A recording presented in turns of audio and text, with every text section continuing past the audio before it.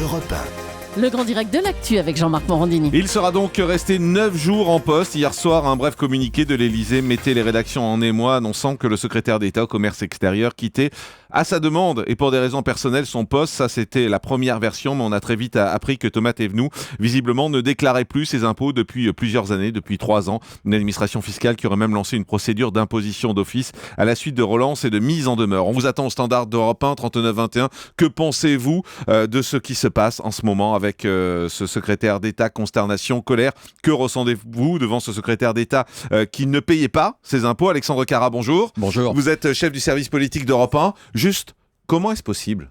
Comment une telle situation peut-elle encore arriver aujourd'hui? C'est très simple.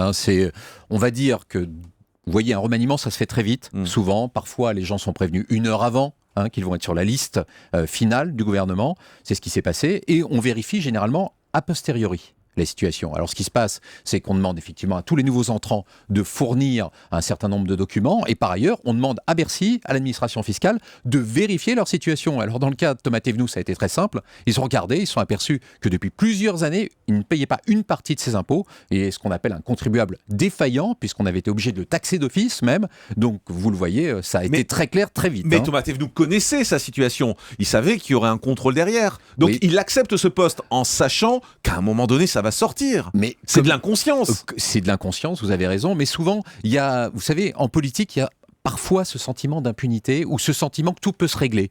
Et finalement, ce qu'il s'est dit tout simplement, c'est qu'il allait régulariser sa situation fiscale dans les jours et que tout ça allait rentrer dans l'ordre et que ça ne serait pas un problème. Mais évidemment, le gouvernement a tout de suite vu le piège et s'est rendu compte que c'est une bombe à retardement. Donc, ils lui ont demandé de démissionner. Mais l'affaire Cahuzac n'a pas servi d'exemple à tous ces politiques. Moi, j'ai revu encore ce matin des images de Thomas Thévenoud qui, à l'Assemblée nationale, expliquait à quel point il fallait être digne, il fallait être honnête, il fallait payer ses impôts.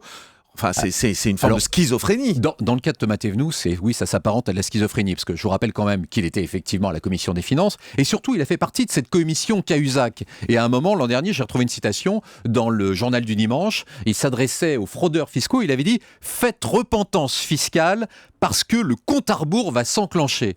Donc c'est vrai que dans son cas, on ne peut pas parler d'autre chose que de schizophrénie. Oui. 30-21, bonjour Sébastien. Oui, bonjour. Bienvenue sur Europe 1, vous nous appelez de Tarbes. Merci. Qu'est-ce que vous ressentez en entendant tout ça?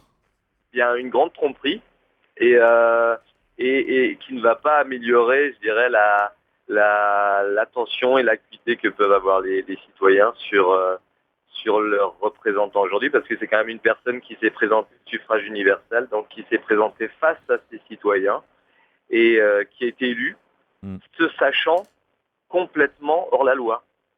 Donc, ce qui veut dire qu'aujourd'hui, on peut se présenter face aux électeurs en étant hors la loi et en toute impunité et hors toute éthique. Et ça, aujourd'hui, je trouve que c'est une dérive lamentable et dangereuse.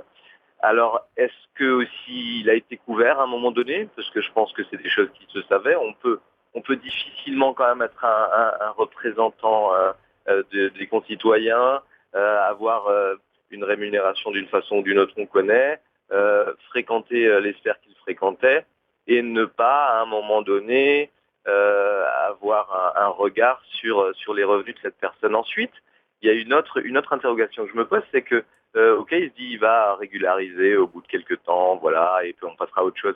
Mais est-ce que vous avez déjà essayé de vous dérober aux impôts pendant 3 ans, ou si vous êtes dirigeant d'entreprise, de vous dérober au RSI et à l'URSSAF pendant 3 ans? Je vous assure que ce n'est pas de la gymnastique, c'est une impossibilité avérée, parce que ça va être une succession de courriers, de relances, poli et propre au départ, puis du recouvrement. Oui, puis de l'huissier, puis effectivement, voilà. Bien sûr. Alexandre Cara, chef du service politique d'Europe 1, c'est possible que personne n'était au courant? Oui, c'est possible. Parce que, si vous voulez, les situations ne sont pas évaluées a priori, elles le sont a posteriori. Donc évidemment, dans ce cas-là, et puis vous savez, votre dossier fiscal, mine de rien, il est confidentiel. A priori, on n'a pas à communiquer votre dossiçier fiscal à n'importe qui. Mais il était député. Donc, quand oui, même, mais non? là, on est dans une... Ah oui, mais les députés, effectivement, il y a des députés qui ont des retards d'impôts, comme tous les Français. Et ça ne les empêche pas pour autant d'être députés. On peut être député et avoir des retards d'impôts. Ah oui, bien sûr. On ne doit pas être exemplaire.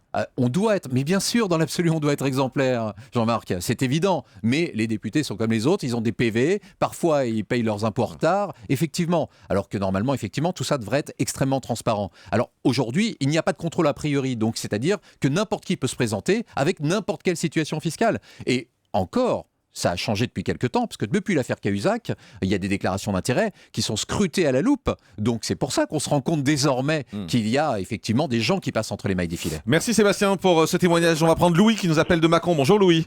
Oui, bonjour. Bienvenue sur Europe 1. Vous Oui, êtes de la j'habite- circonscription de Monsieur Thévenoud, hein, c'est ça? Voilà, tout à fait. Merci de prendre mon appel. Voilà, j'habite dans le Val-la-Martinien, un petit village où mon député, c'est Thomas Thévenoud. Alors ce monsieur, je le trouvais très sympathique puisque je l'avais rencontré dans mon village.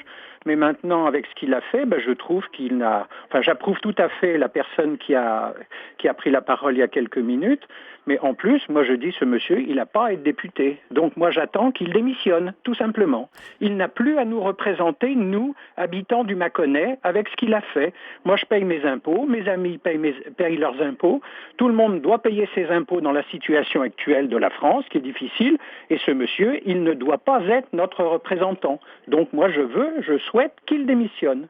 Alexandre Carra, c'est possible de l'obliger à démissionner? Non, il n'a aucune obligation. Il n'y a pas d'obligation. Non, aucune Il obligation. peut rester député. Il peut rester absolument député, surtout à partir du moment où il a payé son arriéré d'impôt désormais. Alors évidemment, là, on se place d'un point de vue pratique, pénal, normal. Et il y a une question éthique, évidemment, qui se pose. Désormais, effectivement, il peut s'interroger, lui, face à ses électeurs, savoir s'il doit remettre ou pas son mandat en jeu. Louis, quel est votre regard désormais sur les politiques? Est-ce que ça met en cause pour vous le regard global que vous avez sur les politiques, ou vous vous dites c'est un cas isolé?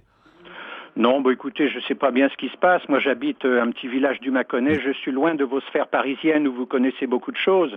Mais je pense que la France doit être... il faut de la rigueur. Il faut que les gens soient rigoureux. Il faut que tout le monde soit rigoureux. C'est tout, voilà. Ouais. Et puis, Louis a raison, hein, ça tombe très mal, puisque ça arrive exactement au moment où, finalement, les citoyens français reçoivent leur feuille d'impôt dans leur boîte aux lettres. Donc, évidemment, et puis avec des augmentations d'impôts souvent. Donc, c'est difficile à avaler. Hein. Ouais. Alexandre Carra, chef du service politique d'Europe 1. Merci beaucoup d'être venu ce matin face aux auditeurs d'Europe 1. C'est vrai que c'est une situation assez consternante.